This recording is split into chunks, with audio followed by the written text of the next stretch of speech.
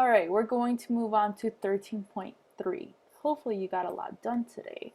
So let's go over here. So the age of chivalry. There we go. Again, English is my second language. It's hard. So chivalry. Now, this is the code of honor for knights. So we're going to be looking at those knights and these romantic stories and all these things that Disney movies are based on, like Sleeping Beauty and what was the other one? Snow White. Yeah, that's another Middle Ages one. Those are, I think, the only ones from the Middle Ages. Anyway, let's look at knights. So this era with knights, there's a lot of things happening. There's some technological advances as far as war. Um, as far as, like, for example, fighting on horseback, developing leather saddles and stirrups that helps these knights fight more efficiently on horseback, especially because their armor is so heavy, as well as their weapons. In the 700s, the most important part of an army was a knight that was mounted on horseback. Like, think about it, a horse, they weigh 1,000 pounds, a ton. And now you have a knight charging on you in heavy armor, so if you try to, like, shoot an arrow at him, it's not gonna happen. And then they could have, like, a spear or joust and just boop, you're dead. Now, again, there's just so much war during this time. The nobles themselves are fighting. So at the tippy top, you have the king, and then you have the nobles. Sometimes they're called princes. In Germany, they're called princes. So those nobles are, although technically all the land not becomes, belongs to the king, the nobles manage that land, and they're fighting against each other to see who's going to control the most land within the king's kingdom, or sometimes they're part of a campaign by a king to acquire more land from other kingdoms. So there's just constant warfare all the time. These feudal lords are raising armies for themselves if they just want to grab a chunk of another noble's land. And then you have the knights, who are rewarded with land as well, as long as, they're loyal to their lord. And this provides an income for them, because now they own land, and now they can have peasants who work on the land, and that produces an income. If they have a profit, they can buy monies. I'm sorry, not monies. They can buy weapons, because now they have monies. And they also have other sorts of activities like tournaments to keep them in shape. So the Greeks had the Olympics, the knights have tournaments, and that's where you get jousting. Now, this code of chivalry. Chivalry. Okay, so it's a set of very strict ideals of how a gentleman and knight should act. So part of their creed is that they have to protect the weak and the poor. That's who they're serving, their lord. They're serving the Lord's land, which includes the poor subjects and the weak. They're also Christian, so they serve their God, and these subjects on the Lord's land are Christians, so that means that they also have to protect the weak. And then, they're also serving their lady. They're doing mostly courtly love. So courtly love is like, you're dating and talking to each other for quite a while, and they're doing, like, acts of honor in order to get a girl's attention, and then hopefully the Lord would approve of their marriage. Now, typically boys, if they were born within the knight or slash noble class, they would start training around the age of 7, and by the time they were 21, they would be knighted. Like, officially, you are a knight. And oftentimes where they gain their experience is either participating in local wars between two lords in the noble class, or attending these tournaments that I mentioned earlier. And they would also join in mock battles. Now, these mock battles, the church didn't like them, and sometimes the kings themselves didn't like these mock battles, and these, essentially, the tournament was a sort of festival. Why? It got violent out there. Sometimes people died, sometimes people got really drunk. So it was partially banned for a time period in England until it was just very popular and they allowed it again. And technically, it created a source of like income and profits because a lot of people attended this event, and where there's a lot of people, you can have a lot of food, you can have a lot of beverages, perhaps a sort of souvenir, but like you can offer services at this festival or tournaments, which produces a profit. Now, the actual war, like real wars, they were very brutal, they were very damaging, and again, just puts the land in more chaos. And unfortunately, the normal folks, the peasants, suffer through it all because the land that they farm on gets destroyed, and they either lose the little land they were working on or they have to go somewhere else if they're free and not serfs. So the castle acts as the fortress, and you have to protect the castle. Usually, the peasants go within the castle walls, and they use a lot of different strategies and technology to try to get across the castle walls. So we're going to look at a diagram. So, in order to siege a castle, so siege is when you take over. So if we look at this diagram, attacking armies carefully planned to capture a castle. Engineers would inspect the castle walls for weak points in the stones. Then enemy soldiers would try to ram the walls, causing them to collapse at the battle sites. Attackers often constructed the heavy and clumsy weapons shown here. So what they mean by studying the castle walls, like it's all made of brick, and brick deteriorates over time. So they would try to find the place that had not been really, what's the word I'm looking for? That didn't have a lot of maintenance, that they weren't constantly fixing. So if we look at this diagram over here, they have a siege tower, which would have like a series of stairs. These lines right here would be the stairs. So you would climb all of this to go over the castle walls. And if you were on the wall, it was very hard to get rid of the tower. Your only option was setting it on fire. So if you were able to set it on fire, like the whole thing, it burns up, and the people in it unfortunately burn as well. You also have a mantlet right here, which is just like a giant shield, because on top of the castle walls they're shooting arrows and throwing a lot of things down at you. Then you have the tortoise. So similar to how the Roman and Greek soldiers had their formations in which they put their shields on top of them and on their sides, they did kind of like the same thing, but instead of using big bronze shields, they were using wood, and that had, if you look closely, there's some type of wheels down here. Here we go, the wheels. So then you were able to roll with it instead of just carrying your shields around. Unless you were these guys on the outside, then hopefully you didn't get shot. Then you had the actual rams right here. Usually they would try to go for the door unless they found another weak spot, like within one part of the wall. So they had a giant pendulum, often either made of a very durable stone, sometimes wood, and even metal, in order to get that door down, or the drawbridge if there was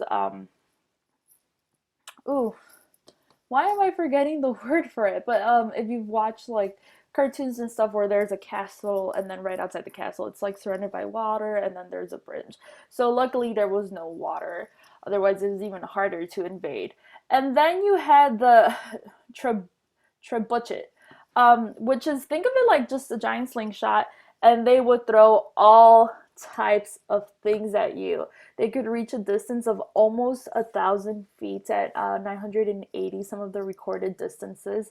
And some of the things, projectile things that they would shoot at you, which at this time were called missiles, um, they would shoot to try to get over the walls. Pots of burning lime. It's acidic. I hope they're talking about fruits that are lime. If not, they might be talking about a type of powder. Boulders, severed human heads to like freak people out and send a message. Captured soldiers. So if there was anyone who left the castle walls and they captured you, well, they were just gonna fling you back and, you know, kill you. Diseased cows and even dead horses. Remember, these animals weigh a bunch of pounds, and like this hits somebody, they're getting crushed. But specifically, diseased cows, if you did not know, a lot of diseases come from animals. For example, the flu, influenza, actually comes from birds, and I believe, I don't know if the cold, does the cold come from cows? I don't think so. But another one, another of these diseases come from cows. I'm actually going to look it up right here. Disease from cows. So they were just flinging everything in order to win this war. All right, so things that come from cows. E. coli, we knew about that. So E. coli, that means, that's a fancy word for diarrhea. You can die from diarrhea and dehydration. Oh, types of fevers. Rabies, ringworms, tuberculosis. Um,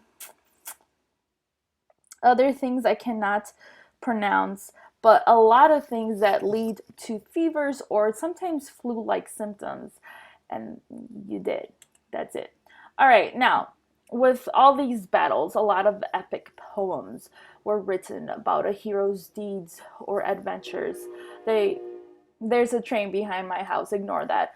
Or they would just write ballads about you, like the Song of Roland, and it's about Charlemagne's knights fighting against the Muslims. Remember, the Muslims had conquered Spain and they were very close to France. Now, a lot of these knights, they had a lady to impress, and one of their duties was to protect their ladies. It was just as important as protecting their lords. Ooh, I forgot to change this one to orange. I wanted a whole little color scheme going on. It'll be okay. So you had a troubadours. So troubadours were traveling poets or musicians, and they would offer their services to people who were not talented in writing music or poems. So a knight would hire one of these troubadours in order to impress a lady, and they might be standing outside her window and while she's getting serenaded. During this time, one of the most celebrated women was Eleanor of Aquitaine. Now, she's very wealthy. She's like wanted everywhere in Europe, as far as like everyone wants to marry this lady. She ends up becoming the Queen of France and England through different marriages. Remember, the royal class are discussing. There's a lot of incest going on. There's a lot of backstabbing. They're marrying who knows who. In the end, might be marrying a second or third cousin in order to rise within social classes. Disgusting. Now, her son ends up being Richard the Lion-Hearted of England, and they write a lot of poems about him as well. Now, some of these stories include the story of St. George.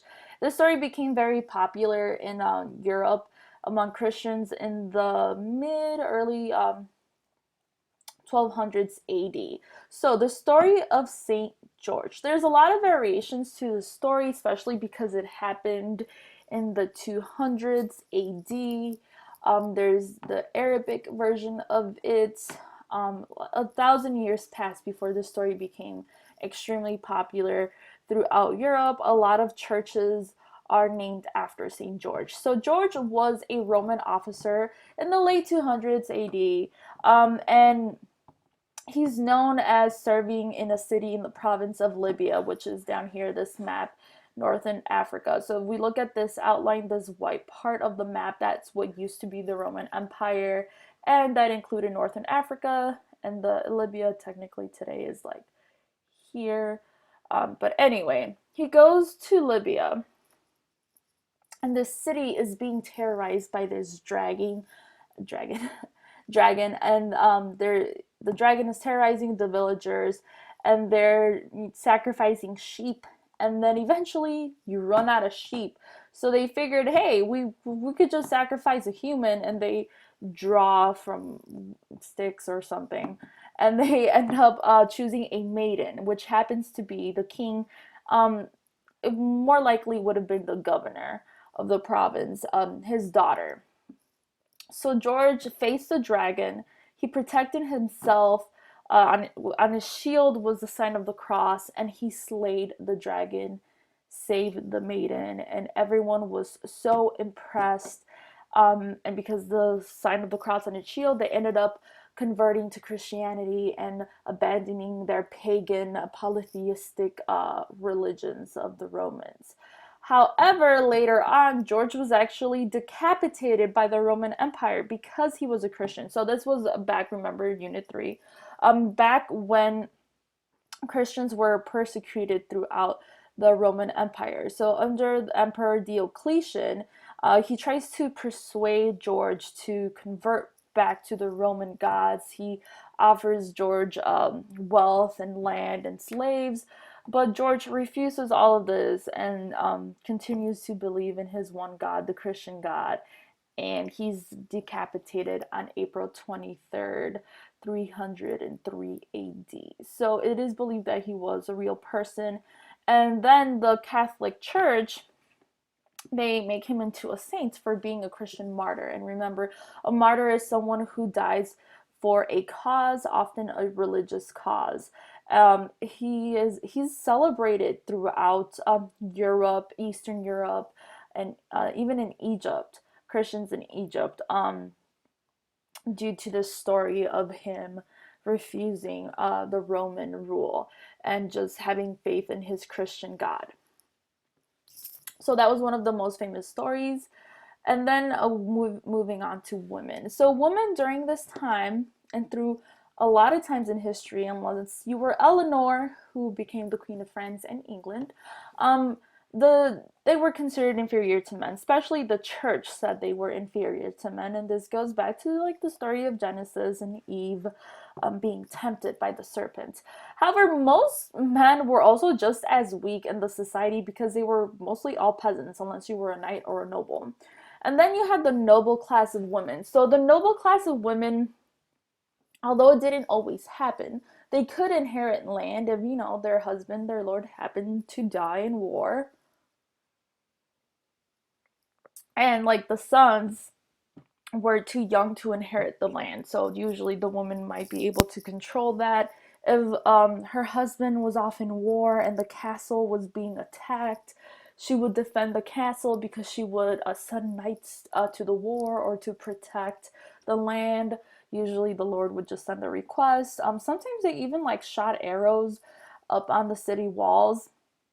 The reality was that unless you were, in a time of war and something like that would happen, they were usually confined to activities at home, or they would join a convent, but they did get some sort of education because they have to, be able to read slightly.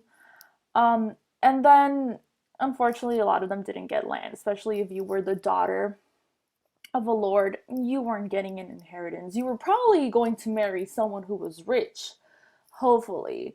Maybe you were beautiful enough like Eleanor, and you would marry a king or a lord of high status.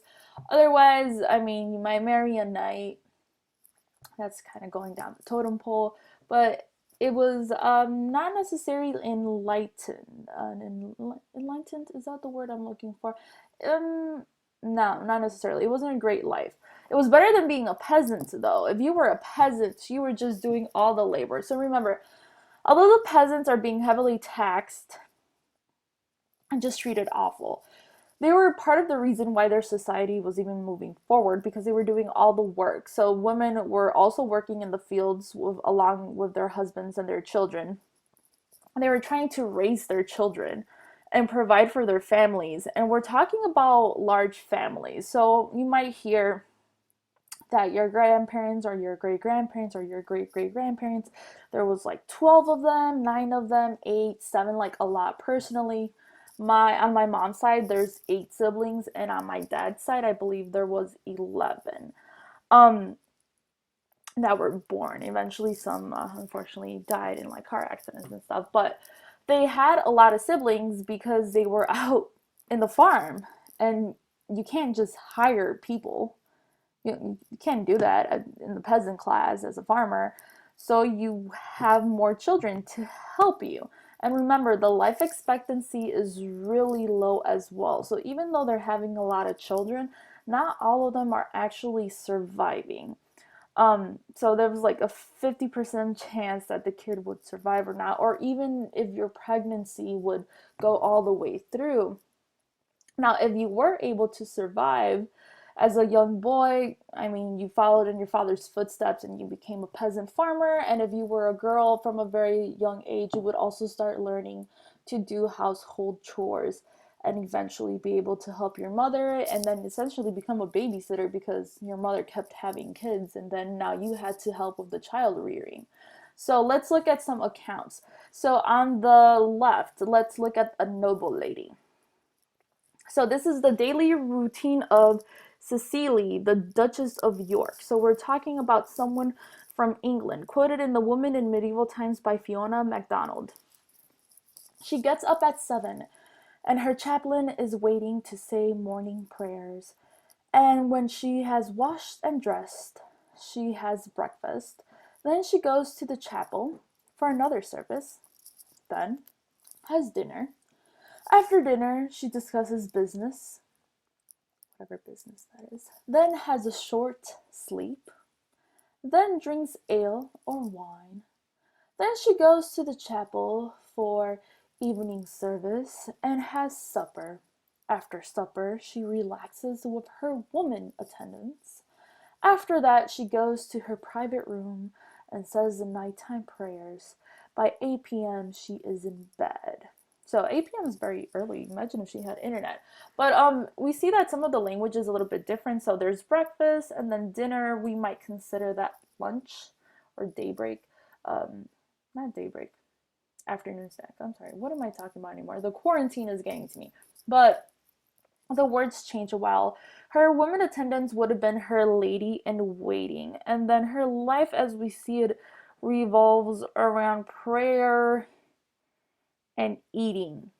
And she even has her own private room, so she doesn't necessarily always have to sleep in the same chambers as her husband. Now, if we look on the right, we have the peasant lady. So, from a ballad first written down in about 1500, quoted in Woman in Medieval Times, also by Fiona MacDonald. I get up early, milk our cows, and turn them into the field. Then I make butter. Afterwards, I make the cheese. Then the children need looking after. I give the chickens food and look after the young geese. I bake, I brew, I twist rope, I tease out wool and card it and spin it on the wheel. I organize food for the cattle and for ourselves. I look after all the household. So we have this noble lady who's bored at home, praying and eating food. Oh my god, so boring. And then we have the peasant lady who's just working all day. So if you were a present, a not a present, a peasant, you have no free time. There's no such thing as leisure time. Your whole existence, like, that's it. Just your existence revolves around survival, which it still does today.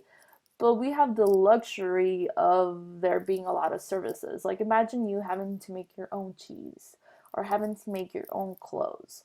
That would take up most of your day. It's very labor intensive. And then by the time the sun goes down and you just make supper for your family, the peasant lady's probably out and she's over it. And she has to take care of little toddlers while she does all of her chores. It's it's sad to reflect on it now how things were back then, and it's not like it was any better for men as well, because they just have to do just as much, except for the whole taking care of kids.